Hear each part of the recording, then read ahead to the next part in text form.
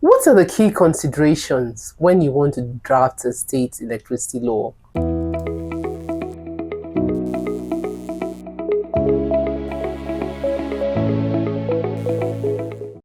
My name is Olajumoke Delano. I'm an energy lawyer and consultant, and I'll be talking to you about what should be in this state electricity law. Recall in previous episodes, available in the link below, that we talked about the powers that had been given to state houses of assembly within subnational governments in Nigeria to create their own state electricity markets. So these powers were given to them, and Nigeria followed up with the enactment of an electricity law.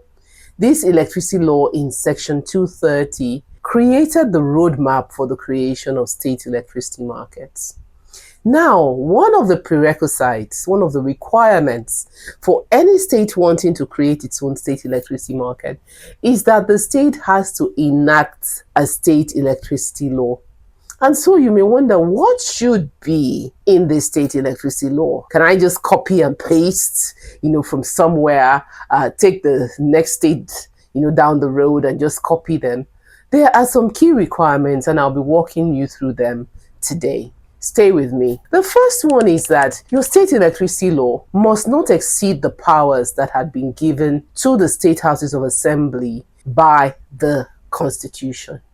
So what the Constitution said was every state house of assembly, the house of assembly of the subnational, has the power to make laws for generation, for transmission, distribution of electricity within the state. And so the law that is enacted by the states must not exceed these powers that have been given to the state by the Constitution. So that was the first item, that your state electricity law must not exceed the powers that have been given to the state house of assembly by the Constitution. That is number one. Number two, your state electricity law should establish a state electricity regulatory commission. That is the entity that is responsible for regulating the market, for issuing licenses, for issuing regulations, for enforcing and supervising compliance with the regulations for electricity within the state. Your state electricity law should provide for the establishment of that agency, the setup of the agency, how many commissioners would they have. I must mention at this point the issue of gender, because what has happened is that in the laws I've seen, some state electricity laws are very clear. Some state laws provide, for women to be represented among the commissioners. I think the Enugu state law talks about that there should be at least one woman commissioner. It's important that there be gender balance even in the appointment of commissioners. So how is the commission going to operate?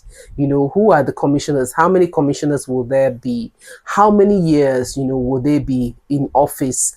How are changes going to take place? How will they be appointed, as commissioners? What of the other staff?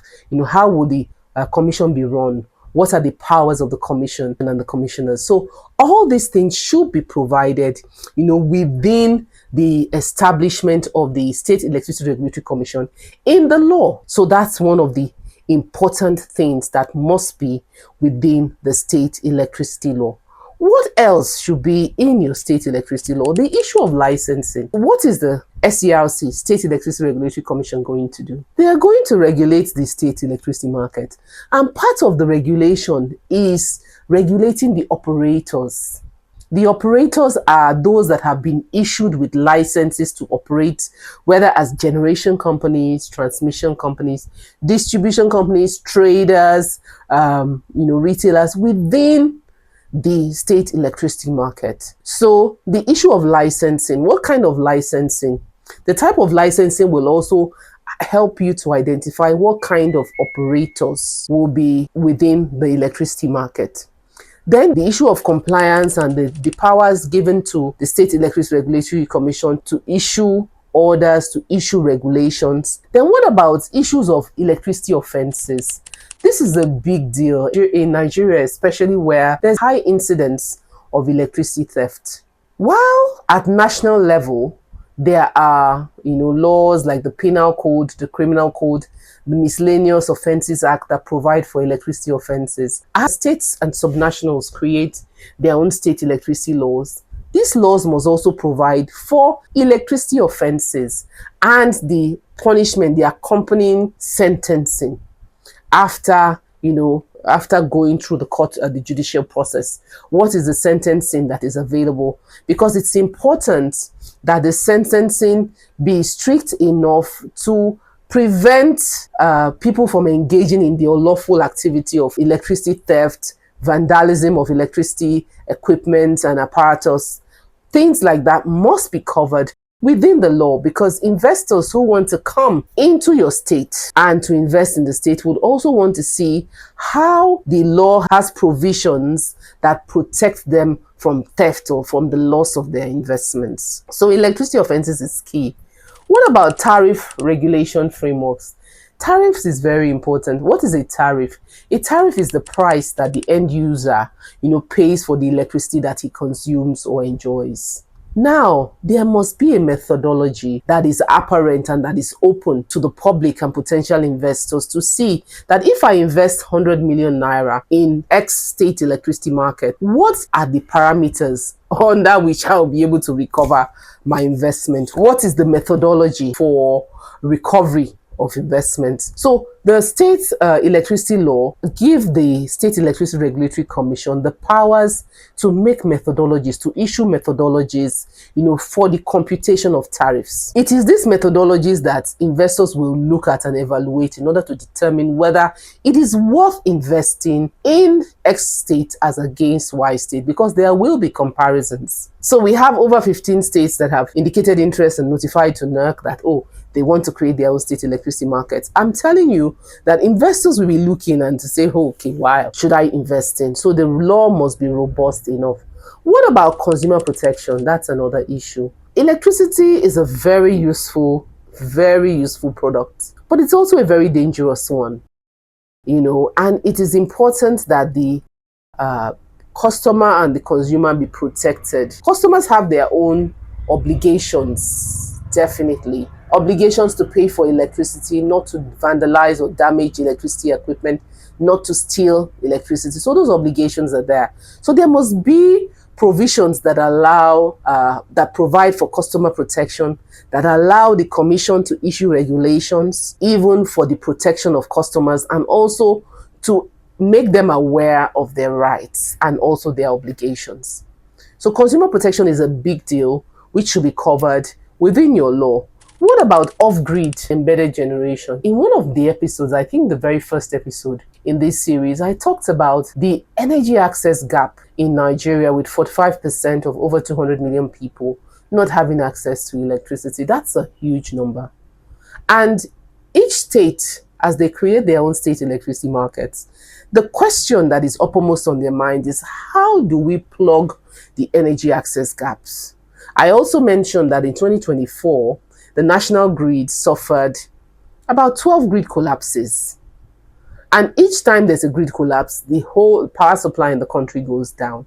So when you have these challenges, states who are opting to create their own state electricity markets must be asking themselves, how do I create a viable electricity market? How do I plug the energy access gaps in my state? How do I ensure energy security for my citizens?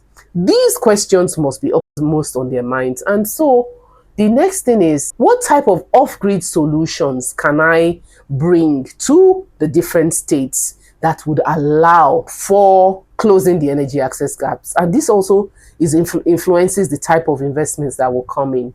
Off-grid is a big deal now because it's important to be able to isolate yourself as a state, from the national grid if it comes down. I do not advocate for reinventing the wheel and wastage. I don't advocate that, where there is already energy coming from the grid, this should be replaced. I'm rather advocating that the gap that cannot be filled by the grid, how can it be filled by the states, so that there's a continuous collaboration between the two.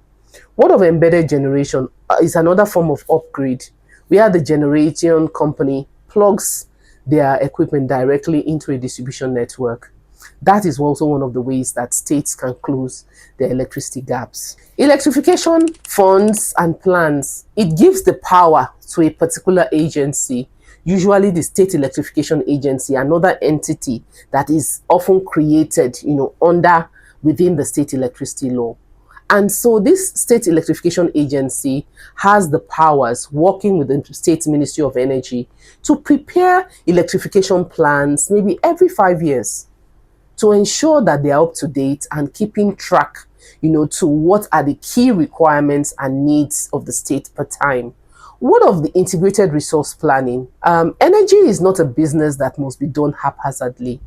States have the opportunity, with the powers that have been given to them, to commission integrated resource plan. And this is just a plan that takes into consideration the energy demands of the state vis-a-vis the resources that are available, in a bid to try and match them using a tool that is dynamic and can be updated from year to year. And also, this tool is so dynamic that it also throws up the cost of meeting the energy access gaps, while taking into considerations any commitments, net zero commitments, takes into consideration all that, and also shows how much investment is required, so that a state is not at the mercy of unsolicited bids. Also, how is the state going to transition? There are some energy operators, mini grid operators, some licensees of the National Electricity Regulatory Commission that are already operating in the state. So there must be a way, and the law should provide for how they will transition these licensees who are initially being managed and supervised by NERC, how they will be transitioned to the new State Electricity Regulatory Commission. Last but not least, how are disputes going to be resolved? We already also talked about electricity offenses and sentences. How would appeals be handled? Right of appeal lied to. If a regulation is issued, by the State Electricity Regulatory Commission and somebody wants to oppose it, what is the process? All these should be put into the state electricity law in order to have a robust and a very strong state electricity law. One thing I didn't mention, but is also important and is closely related to off-grid, is renewable energy. Renewable energy is a big deal now, with attempts to work against greenhouse gas emissions and ensure a cleaner world generally. How does the state intend to take advantage of renewable energy? There should also be a section on how the state intends to take advantage of that. So these are just a few key issues that must be incorporated into your state electricity law as states develop their state electricity markets. Until I come your way again with another episode on state electricity markets, my name is Olajumoke Delano, energy lawyer and consultant. Do subscribe, to my channel, like and share, and be on the lookout for the next episode with state electricity markets. Until I come your way again, bye.